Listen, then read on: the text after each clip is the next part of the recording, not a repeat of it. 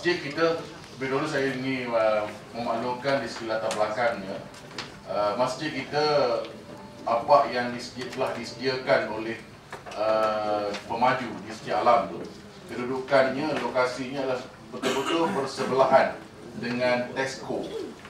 Tesco segi alam ataupun kalau KFC tu tapaknya lebih kurang 5 ekar di situlah, ataupun yang bersebelahan dengan kedai-kedai perabot yang bawah Mais, saya ingat bawah Mais itulah. Kita telah mendapat kebenaran daripada pihak JAIS untuk mendirikan masjid ini tahun 2011 dahulu, dan pun dapat kebenaran daripada pihak MAIS untuk melalui pungutan derma. Jadi untuk makluman, sehingga kini dalam lebih kurang 2 tahun lebih kita dalam usaha buat kutipan derma yang betul-betul ada di tangan kita lebih kurang 870,000. Sedangkan kos yang kita perlukan untuk mendirikan masjid sahaja, tak kira dari segi komponen lain, adalah lebih kurang anggaran dalam 12 juta. Kalau campur dengan kemudahan-kemudahan dewan, quarters, pusat ni rumah persinggahan dan sebagainya, kita perlukan lebih kurang 20 juta. Oleh kerana kita nak memulakan masjid ini untuk memulakan dan mengemukakan kelulusan kepada pihak PBT, dan kita pun hendak memulakan pembinaannya. Pasal apa? Walaupun kita ada lebih kurang 800,000 di dalam tangan sekarang ni, kita still in pipeline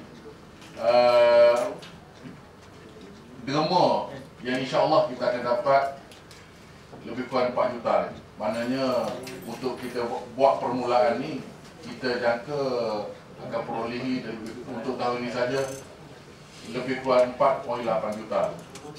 Jadi karya sudah bertanya, baiklah pandangan daripada ahli-ahli karya lain soal jemaah dan sebagainya, mereka mengatakan lebih baik mulakan dulu. Bila mereka mengatakan bila mulakan dulu, tengok bangunan sudah ada, dia punya semangat untuk derma dan sebagainya itu lain sikit mungkin. Jadi untuk dari segi teknikalnya, konsep pembangunannya, yang bahagian itu saya serahkan kepada arkitek kita yang menyediakan desain dan sampai ke peringkat untuk mengukuhkan kelulusan pelan bangunan, Tuan Haji Aliza kita. Silakan. Dengan izin.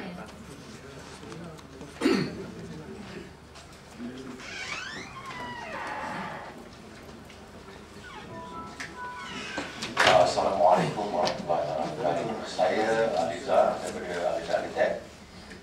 Saya alhamdulillah telah dipertanggungjawabkan oleh Jabatan Susuau untuk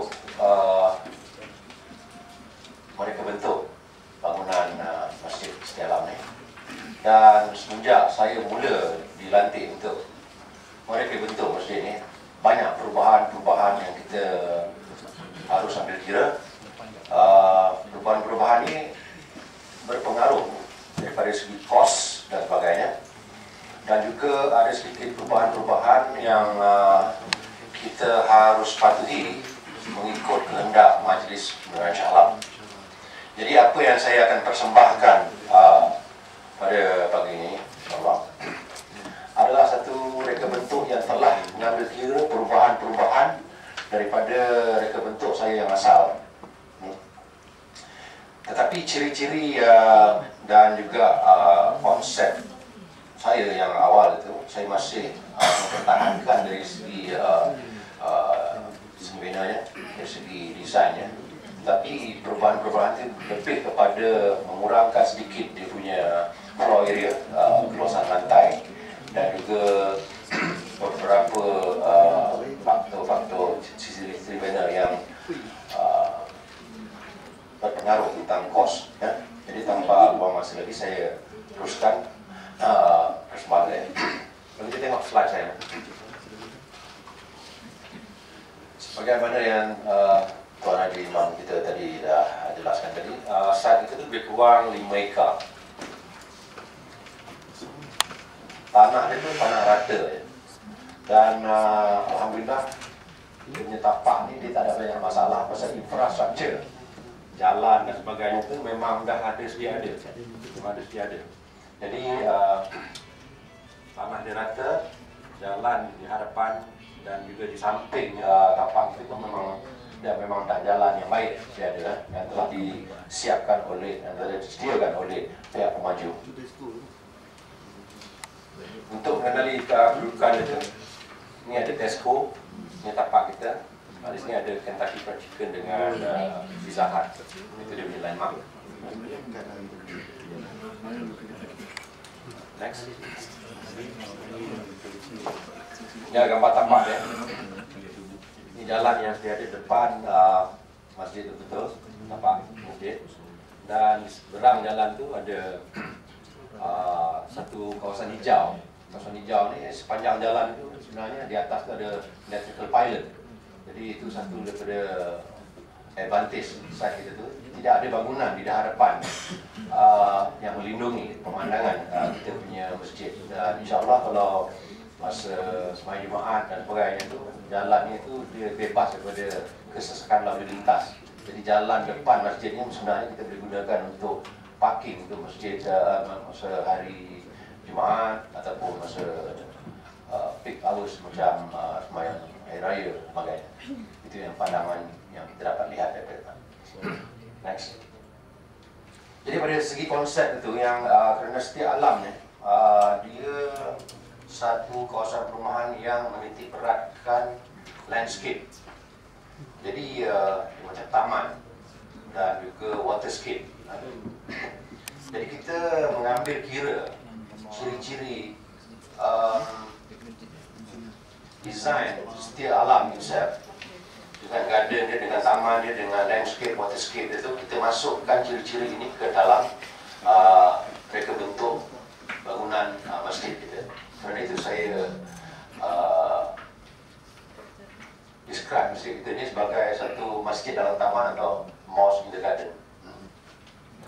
Dan ini sebahagian daripada image-image yang saya dapat tengok di internet, bagaimana kita dapat meresapi suasana tenang, aman dalam suasana taman. Jadi these are some of the reference saya dapat daripada masjid-masjid telah dibina di seluruh Asia Negara. Next. Ini adalah layout perancangan keseluruhan masjid. Dia perancangan masjid ni banyak komponen dia. Masjid, bangunan integrasi, dewan serbaguna dan juga fasilitas ni untuk bilik perumahan imam dan juga untuk musafir. Jadi yang sebagaimana yang Ustaz telah jelaskan tadi itu, pada keseluruhannya itu kos dia lebih kurang 20 juta. Tapi saya design layout supaya kita dapat implement keseluruhan ni berperingkat-peringkat, tanpa berfasa-fasa, tanpa mengganggu layout keseluruhan yang kita siap sepenuhnya. Jadi dengan kita adakan satu perancangan yang berfasa, jadi kita bolehlah mulakan kita punya pembinaan itu mengikut kemampuan yang dana yang kita ada. Jadi fasa-fasa itu akan saya jelaskan pada akhir persembahan saya. Next. Ini adalah plan ruang utama masjid sebenarnya. Masjid ni dia mula-mula yang saya design tu dia banyak tangga naik ke atas dan sebagainya. Jadi lepas saya